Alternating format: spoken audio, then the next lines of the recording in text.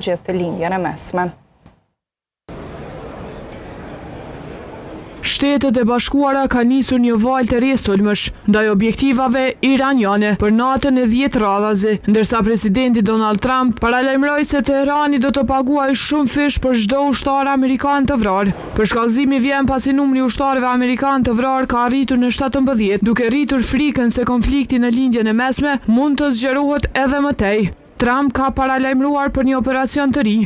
Sa herë që Irani vret një ushtar amerikan, ata do ta paguajnë këtë veprim shumë fish. Udhëzimi përkatësi është dhënë sekretarit të mbrojtjes, kryetarit të shtabit të përgjithshëm dhe çdo udhëheqësi të forcave të armatosura. Ndërkohë, Pentagoni njoftoi se gjatë sulmeve të fundit janë goditur qendra komanduese, baza raketore dhe të dronëve, si dhe sisteme të mbrojtjes ajrore iraniane.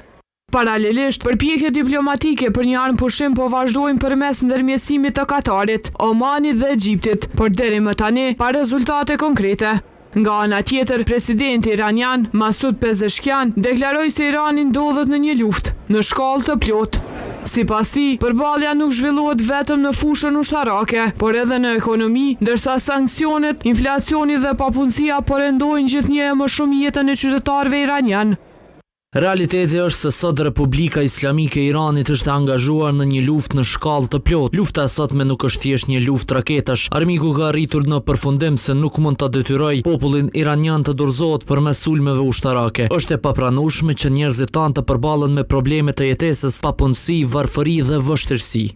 Ndërkohë, Garda Revolucionare e Iranit pretendon se ka goditur objekte ushtarake amerikane në Behrein dhe Kuvajt, përfshirë sisteme të mbrojtjes ajrore dhe radar.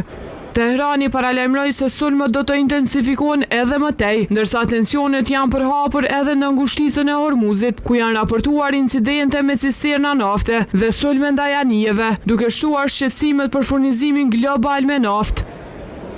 Sipas ekspertit të sigurisë, Drizan Shalja, deklarata e Trumpit dëshmon se SBA-ja mban një qëndrim të qartë. Vrasja ushtarëve amerikan nuk mbetet kurrë pa një përgjigje të fuqishme ushtarake.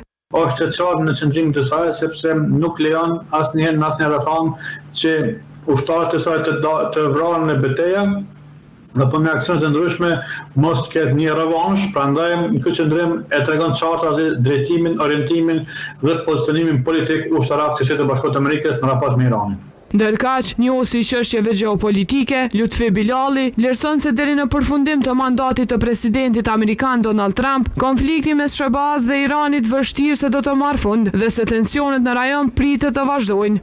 Mandati i presidentit amerikan do të jetë mandat fatkeqësisht ai ka proklamuar që nuk do ketë luftë, por deri në mandatin e fundit të tij, kryen e mandatit, do kemi konflikte dhe luftra. Tensionet mes Shteteve të Bashkuara dhe Iranit kanë zgjatur, të ushqyera nga mosmarrëveshjet mbi programin bërthamor iranian, sanksionet ekonomike amerikane dhe rivaliteti për ndikimin në lindjen e mesme.